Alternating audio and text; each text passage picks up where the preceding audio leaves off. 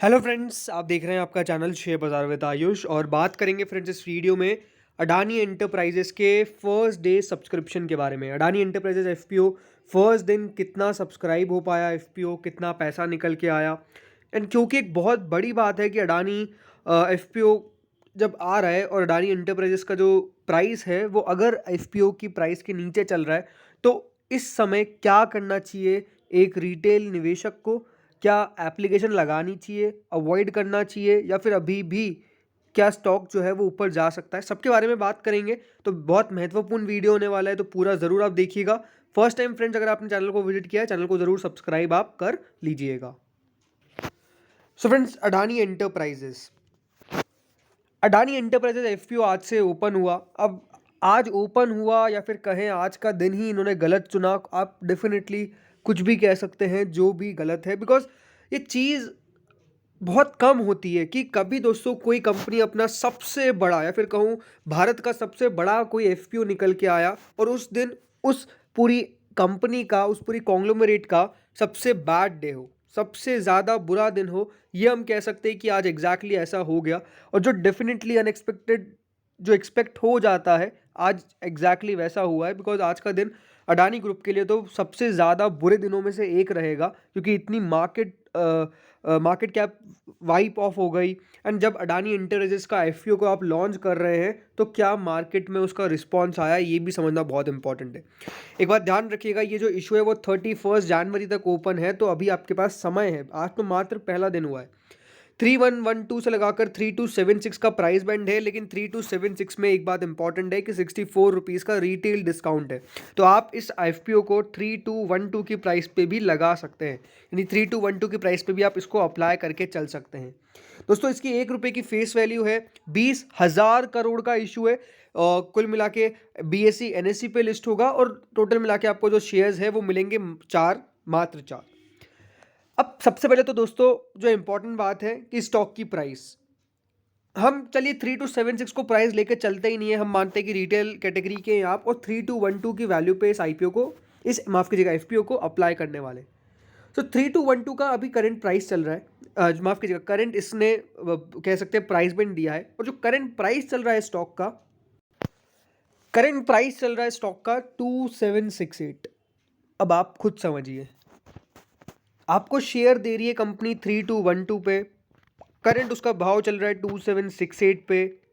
तो क्या दिमाग लगता है? कुछ दिमाग लगता नहीं है। ये है कि कॉमन सेंस सी बात है कि मैं क्यों उस एफपीओ के अंदर पैसा लगाऊं जहां पे एफपीओ का प्राइस ही जो कंपनी दे रही है उससे ज़्यादा नीचे शेयर जो है वो ट्रेड कर रहा है, बहुत ज़्यादा नीचे ट्रेड कर रहा है। ऑलमोस्ट यहाँ पे आप ले लीजिए 400 रुपये के आसपास जो है वो शेयर नीचे ट्रेड कर रहा है, यानी 1600 रुपये का मुनाफा। आप ऐसे ही समझ लीजिए कि अगर आप अभी लगाते हो तो आपको, माफ़ कीजिएगा, मुनाफा क्या, घाटा जो है 1600 रुपये का ऐसे ही हो जाएगा अगर आप अप्लाई करते हैं।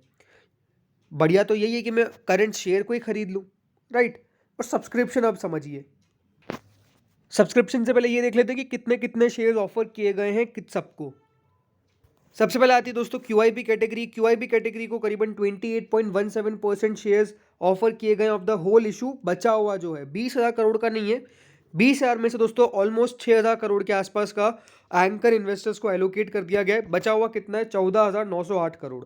14,908 करोड़ का दोस्तों करीबन जो 28% है, 4,200 करोड़, वो क्यूआईबीज को दिया गया है। एचएनआईज को करीबन 3,150 करोड़ के शेयर्स दिए गए हैं, जो 21.13% ऑफर करता है, जिसमें जो दोनों कैटेगरी है, बिग एचएनआई और स्मॉल एचएनआई। रिटेल कैटेगरी को सबसे बड़ा पोर्शन है करीबन 50% का, 7,504 करोड़ का। और एक और कैटेगरी है इसमें रिटेल के अलावा जो है कंपनी के एम्प्लॉयज़ की, 52.63 करोड़ का, जो मात्र 0.35% कॉन्स्टिट्यूट करता है। तो कुल मिला के इस तरह से 14,908 करोड़ के आसपास के दोस्तों जो शेयर्स हैं वो बैठते हैं, और इनको इतना इतना ऑफर किया गया है। अब जो इंपॉर्टेंट बात निकल के आती है वो है फर्स्ट डे का सब्सक्रिप्शन। सो फर्स्ट डे सबसे पहले इंपॉर्टेंट क्यूआईबीज ने तो दोस्तों इस आईपीओ के अंदर, एफपीओ के अंदर, माफ करेगा बार बार आईपीओ निकल रहा है, एफपीओ के अंदर पहले दिन कुछ पैसा डाला ही नहीं। चलिए, क्यूआईबीज का तो चलता ही है, कभी भी पहले दिन पैसा आता नहीं है, तो मान चल सकते हैं कि हाँ क्यूआईबीज ना भी लगाए तो बहुत चौंकाने वाली बात नहीं, क्योंकि वो कभी लगाते नहीं है। एचएनआई कैटेगरी, HNI कैटेगरी दोस्तों पहले दिन करीबन 0.01 टाइम सब्सक्राइब हुई, उसमें से भी पैसा किसके द्वारा आया, बिग HNI स्मॉल HNI के दोनों के द्वारा 0.01 टाइम्स। ठीक है, इतना पैसा जो है वो आपको आता हुआ नजर आया on the first day by big HNIs।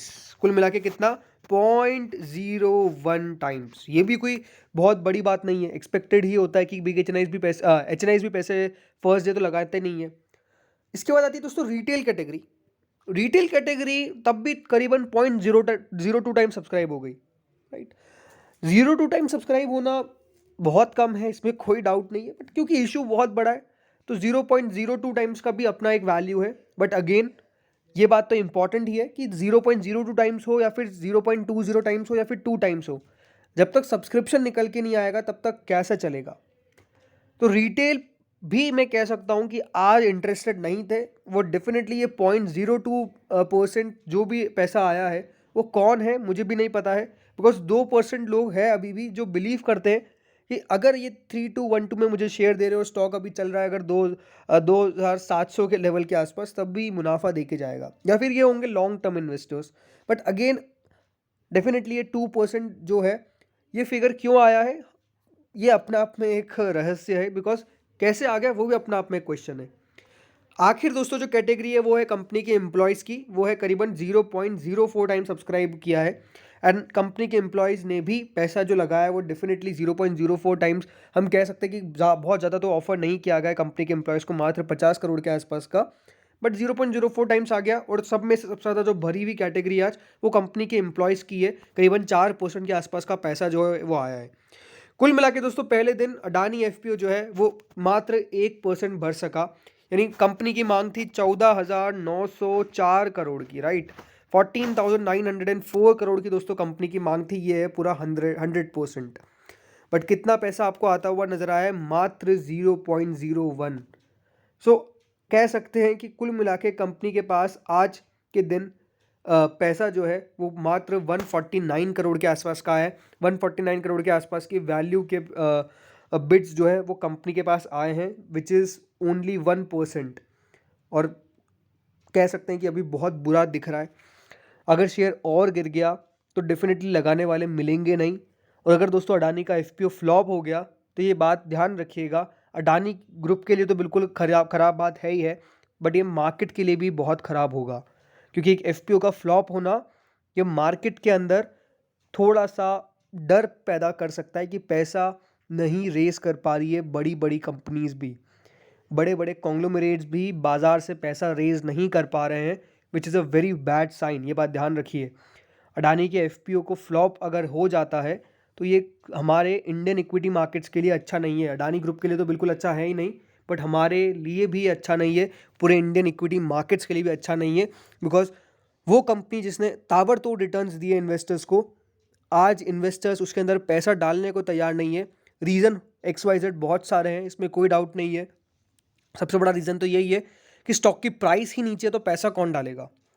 लेकिन ये एक और बड़ी बात है कि अभी जिस तरह से हाल चल रहा है, जिस तरह से गिरावट हो रही है, अगेन रोज़ गिरावट नहीं होने वाली है, बट कब जाके रुकेगी, क्या 31 तारीख से पहले पहले स्टॉक रिकवर कर पाएगा, ये एक बहुत बड़ा क्वेश्चन है।